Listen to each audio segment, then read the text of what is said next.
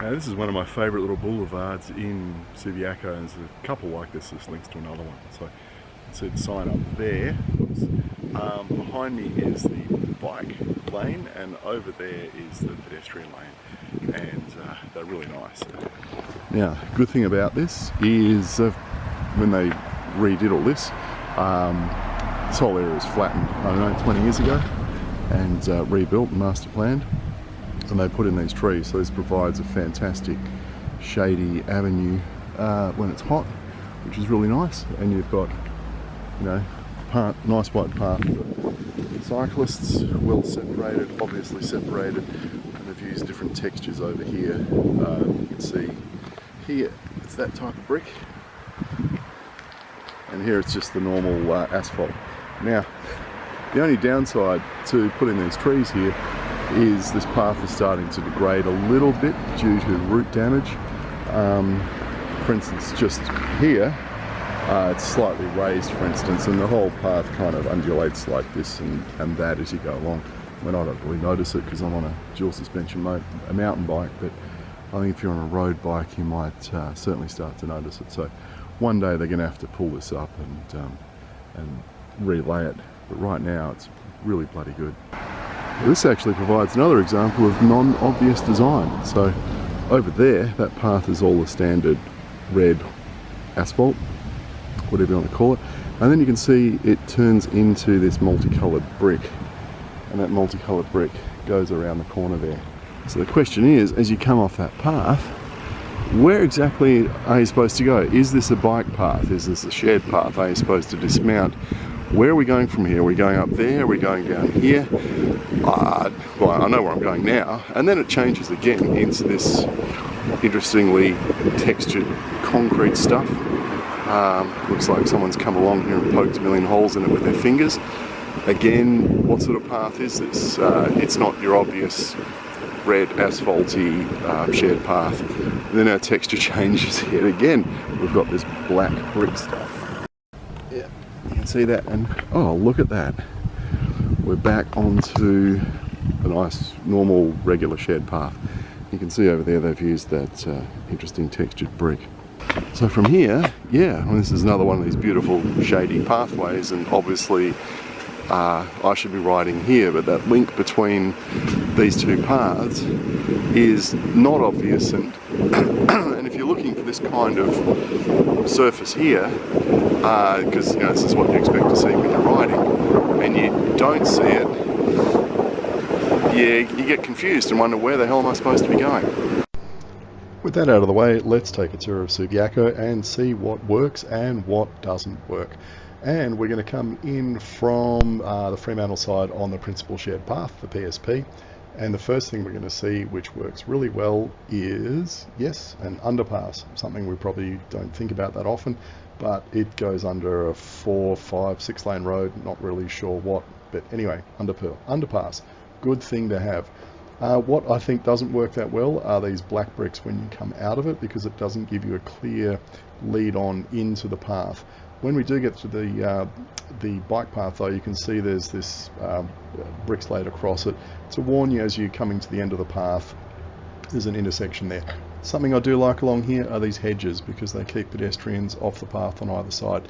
Pedestrians have their own path to the left, we have this one. Now here, there's three things. Firstly, the grab rails. Second, the, what do you call them, the red dotty things across the end there, and then there's the black bricks on the road to keep driver speeds down to a reasonable level.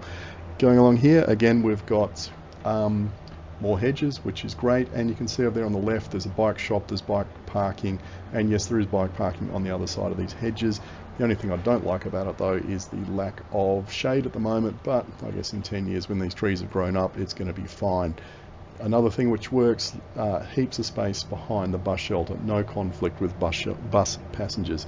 We come out of here, and as we approach the intersection, look at the bollards over on the left there separating this area from the pedestrian path, so I guess drivers don't go down there or errant cyclists don't go down there. Now, this I think doesn't work that well, because I didn't notice there was another path going off to the left here. So changing the texture of the path from this red asphalty stuff to brick kind of breaks it up and gives you missing links. So there's a bench on the side there you can sit down on. So they've broken up they've split the paths up essentially with fences, hedges, benches, all sorts of stuff, but still left gaps in between them where you can get through to get in and out of the shops or in and out of the apartments on our right. And as we go down here, you can see there's a nice little gap, and lots of hedges neatly trimmed on one side, not so neatly on the other. There's the bench, and there we go, there's a gap that takes you into the apartment there, and there's a gap on the other side as well. And you can see that the texture of the path changes where those gaps are to let you know that people might be walking back and forth across there. So that's all good. There's more benches there. That's you know, it's a nice little path, but like I said, it's getting a bit rough, and I don't like the idea of changing the texture at the end to a different form so that they don't logically link up together, because you know, when I'm riding around, I look at the surface as an indicator of where I'm supposed to be going. It's much better than signage. Didn't like this crossing at all. The geometry of it I didn't think was that great, but at least they've got bricks on it to keep vehicle speeds down fairly low. I think the throat of the intersection is too wide, so vehicles come into it too quickly. We're now on this weird concrete textured stuff. Why they laid this down here instead of the red asphalt, I don't know, but you know, I think once you know that you're going from one path to another, you've done it once, it's fine. But for newbies, good way to get lost. And why did they plant a tree in the middle of the path? I mean, you know, who thought that was a good idea with bollards on either side and a brick wall there? Not the smartest thing someone's ever done. So we're going to come back to this path again, going over this multicolored stuff, and you can see all the parking bays are recessed. There's trees in between them. You know, it's all good. Now again, you can see that red Ripley stuff where these two are waiting, and look at the bloke on the left, dressed casually. Looks like he could be going to work or could be going to the shops. You see, you know, a lot more people, I think, like this, casual kind of bikes. Now count the cyclists coming other way. There's 8 of them. What's the other thing you might notice? Well, they're all women, which I guess just gives you a good idea of how good the infrastructure is around here, that this is quite normal, unlike Sydney, where it seems to be, you know, very much males riding around because of the high risk levels, I guess. Here, you know, you've got people in casual clothes. They're not screaming down this path, they're just ambling along at, I guess, 20 kilometers an hour, you know, nice and casual, not fitness oriented. This is all active transport, I guess. Again, we come around the corner here, more bollards on the left. The texture of the surface changes, and you can see there's a grab rail over there on the right, and there's also a grab rail on the other side of the intersection as we go across here. And these push buttons actually do work, which is really good. That they don't seem to have a lot of induction loops. There's the grab rail I was talking about. You know, push buttons are just so much more effective than an induction loop. Now, just check out the width of this path here. They haven't gobbled up half the path to put in another car lane, and in fact, I think they might have even narrowed the road at some point to really widen this path up, which gives you an idea of the priorities. Now, you can see that the bricks on the right are reddish, and on the left they're black. So I think it's saying to drivers as they're coming in here, there's that red colouring, means slow down and take it easy. That up in front is the train station. The train line's been buried. That train station's actually underground. A bit of food for thought for things like the 5-dock metro that we're getting. We swing in here. What do you see? No cars. Just a bus waiting, doing pick up or drop off or whatever. Nice wide street, very much a kind of pedestrianised area. It's all, you know, low speed, low traffic, lots of shopping, lots of businesses, lots of people going to and from public transport, and lots of apartments. It's not, you know, high rise like Burwood. It's all kind of 3-story stuff. Now, there is on-street parking here, but look at how much of it is unused. And you've got a big Woolies on the right there, and you've got Coles and Target in front. There's a big underground car park, bigger than, I guess, at Coles 5-dock, and I guess that's where most people go, or they walk here, because, you know, why would you drive a few hundred metres? All the shopping trolleys around here, like that one on the right, won't work more than about 50 metres from the entrance of the supermarkets. They've got something that just locks the wheels up. Very effective. The place is not overrun with shopping trolleys. As we come through here, you'll see there's tables and chairs out there.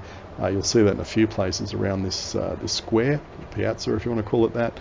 Clearly you can actually sit out here and have lunch or dinner without being drowned out by vehicle traffic. You can actually hold a conversation with someone because you're not next to a traffic sewer like Great North Road.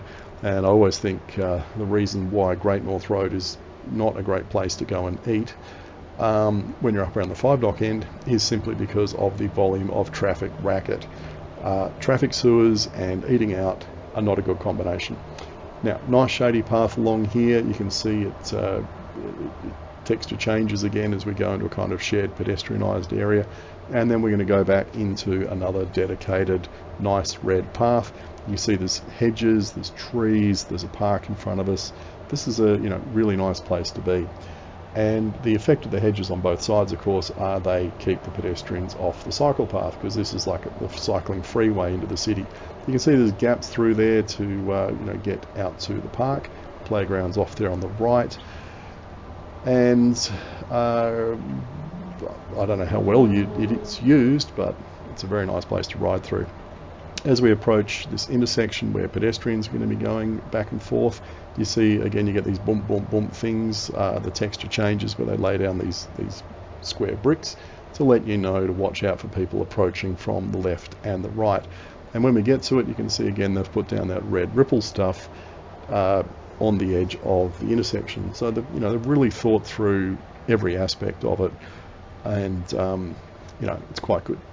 And again, as we come through here, you can see the path coming from left and right. Again, there's that red ripple stuff.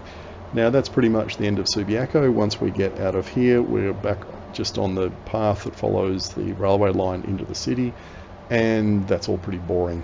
But hopefully that's given you an idea of what good urban planning and design can do.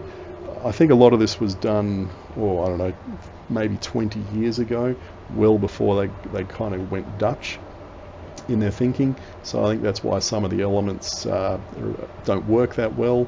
They're not that modern, but heck, it's pretty damn good.